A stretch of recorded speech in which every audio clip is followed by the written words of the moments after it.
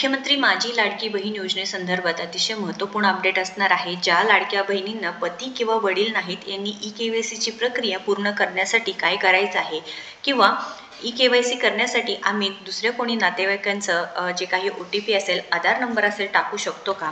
असे बरेचसे प्रश्न आहेत. कारण आज तारीख आहे 10 नोव्हेंबर व फक्त 8 दिवस राहिलेले आहेत व 8 दिवसांच्या आत तुम्हाला ई-के-वाय-सीची प्रक्रिया पूर्ण करायची आहे. आणि याबद्दल माहिती मंत्री आदित्यताई तटकरे यांनी सुद्धा दिली होती व त्यांनी सांगितलं होतं की सर्व लाडक्या बहिणींनी ई-के-वाय-सी प्रक्रिया करायचं आहे, कंपल्सरी आहे, अनिवार्य असणार आहे. तर लाडक्या बहिणींना ज्यांना वडील नाहीत, पती नाहीत अशांनी काय करायचं आहे, तर जे काही न्यूजपेपर आहे त्यामध्ये अशीही माहिती आली होती की वडील वारले, पतीही नाही, तर लाडक्या बहिणी अडचणीत आल्या असल्यामुळे की त्यांनी ई-के-वाय-सी करण्यासाठी कोणाचा म्हणजे नातेवाईक असतील त्यांचं हे टाकायचं, OTP टाकायचं आहे, आधार क्रमांक टाकायचा आहे. परंतु याबद्दल माहिती काढल्यानंतर जे काही मंत्री आदित्यताई तटकरे असो किंवा महिला व बालविकास विभाग असो यांच्याकडून माहिती अशी मिळत आहे की फक्त आणि फक्त वडील किंवा पती यांचाच इथं आधार क्रमांक टाकलेला चालणार आहे सध्या तरी. पण जे आधार क्रमांक असणार आहे कोणत्याही नातेवाईकांचा असो की म्हणजेच कोण भाऊ असो, मावस भाऊ असो, भावंड असू द्या किंवा चुलते असतील किंवा आई असेल, अशा कोणाचाही आधार क्रमांक किंवा OTP टाकून ई-के-वाय-सी सध्या तरी करायचं नाही. मग आता हा प्रश्न आहे की पती आणि वडील, आता हा GR मध्ये सुद्धा ही माहिती सांगितली की पती वडील यांचा आधार क्रमांक नमूद करून पडताळी जे काही कॅप्चे नमूद करावे, म्हणजे काय की ज्यांना पती पण नाही आणि वडीलही नाही तर यांनी आधार क्रमांक कोणाचा टाकायचा आहे. तर लाडक्या बहिणींनो याबद्दल 100% निर्णय होणार आहे. कारण मुख्यमंत्री लाडकी बहीण योजना ई-के-वाय-सी प्रक्रिया करण्यासाठी अंतिम मुदत 18 नोव्हेंबर जरी असली, फक्त इथे 8 ते 9 दिवस बाकी जरी असली तरी सुद्धा पुढे जाऊन निवडणुका असणार आहेत.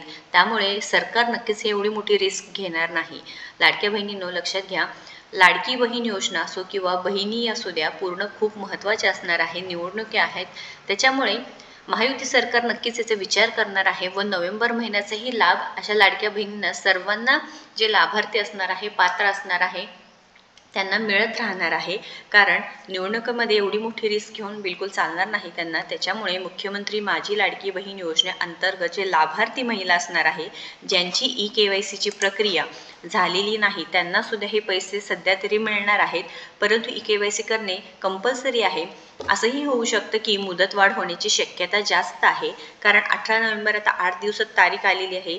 परंतु फक्त माहितीनुसार 80 लाख लाडक्या बहिणींचीच जी ई-के-वाय-सीची प्रक्रिया आहे ते पूर्ण झालेली आहे. बाकीचे 1 कोटीपेक्षा जास्त लाडक्या बहिणी आहेत की ज्यांची ई-के-वाय-सीची प्रक्रिया अजूनही झाली नाही किंवा जी फर्स्ट स्टेप आहे ती झालेली आहे. सेकंड स्टेप म्हणजे जिथे वडील किंवा पतीचा आधार क्रमांक टाकायचा आहे तो झालेला नाही. आणि GR मध्ये सांगितलेलं आहे की कंपल्सरी असणार आहे ई-के-वाय-सी करणे. पूर्ण माहिती या GR मध्ये दिलेली आहे. तुम्ही पाहू शकता की मुख्यमंत्री माझी लाडकी बहीण या योजनेअंतर्गत पात्र लाभार्थी महिलांची पडताळणी आणि प्रमाणीकरण करण्यासाठी ई-के-वाय-सीच्या माध्यमातून आधार ऑथेंटिकेशन करण्यास मान्यता देण्याबाबत व इथे हेही सांगितले की 2 महिन्यांची इथे टायमिंग दिलेलं आहे. पण 2 महिन्यांमध्ये फक्त 80 लाख लाडक्या बहिणीच फक्त पात्र झाल्यामुळे किंवा त्यांचीच फक्त आधार जे काही ई-के-वाय-सी झाल्यामुळे सरकारला नक्कीच विचार करावा लागणार आहे. आता निवडणुकी जरी असल्या तरी लाडक्या बहिणी नक्कीच नाराज दिसत आहेत. कारण जून जुलैमध्ये 70,000 लाडक्या बहिणींना अपात्र करण्यात आले होते. परंतु आता काही महिलांचं असंही म्हणणं आहे की निवडणुकी जवळ आल्यामुळे पुन्हा एकदा सप्टेंबर महिन्यामध्ये असो किंवा ऑगस्ट महिन्यामध्ये हे पैसे लाडक्या बहिणींच्या खात्यामध्ये जमा झालेले आहेत. अशा बऱ्याच लाडके तुम्ही पण असाल तर नक्कीच कमेंट करून सांगायचं आहे की जून जुलैचे पैसे, ऑगस्टचे पैसे मिळाले नाहीत पण सप्टेंबर ऑक्टोबरचे पैसे मिळाले आहेत. अशा लाडक्या बहिणींनी कमेंट करून सांगायचं आहे. अशा लाडक्या बहिणींचे हेच विचार आहे की निवडणुकीजवळ आल्यामुळे हे तुम्ही पैसे पुन्हा एकदा वाटप सुरू झाले आहेत का किंवा जे घटस्फोटित महिला आहेत त्यांना अडचणी येत आहेत. लाभासाठी ई-के-वाय-सी करणे बंधनकारक आहे. वडील पतीचा आधार क्रमांक नसल्यामुळे कोणाचं टाकायचं आहे हे सर्व प्रश्न लाडक्या बहिणी नसल्यामुळे सरकारकडे एकच विनंती किंवा सरकार यावरती नक्कीच उपाय काढणार आहे. कारण त्यांनी रिस्क घेतलेले चालणार नाही की लाडक्या बहिणींकडून ज्या लाडक्या बहिणींना एवढ्या साऱ्या 1 कोटी लाडक्या बहिणींना अपात्र करून चालणार नाही. कारण महायुती सरकार नेहमीच म्हणतात की आम्ही बहिणींसोबत आहोत आणि बहिणींना नेहमीच सपोर्ट करणार आहोत. त्यांचे 1,500 रुपये आम्ही कधीच बंद करणार नाही. लाडकी बहीण योजना कधीही बंद होणार नाही.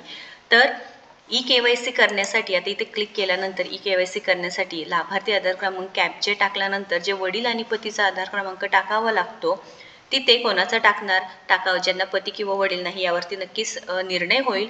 व अशा लाडक्या बहिणींनी आता घाई करू नका. कोणाचाही दुसऱ्या नातेवाईकांचा आधार क्रमांक टाकू नका, जेणेकरून तुम्ही अपात्र होईल. तुमच्या म्हणजे जे काही योजनेचा लाभ आहे ते पूर्णपणे बंद होणार आहे. व अजूनही प्रश्न आहेत की एका घरात सासू आणि सून दोघेही लाभ घेत आहेत, दोघीही KYC केलं तर दोघेही अपात्र होणार का?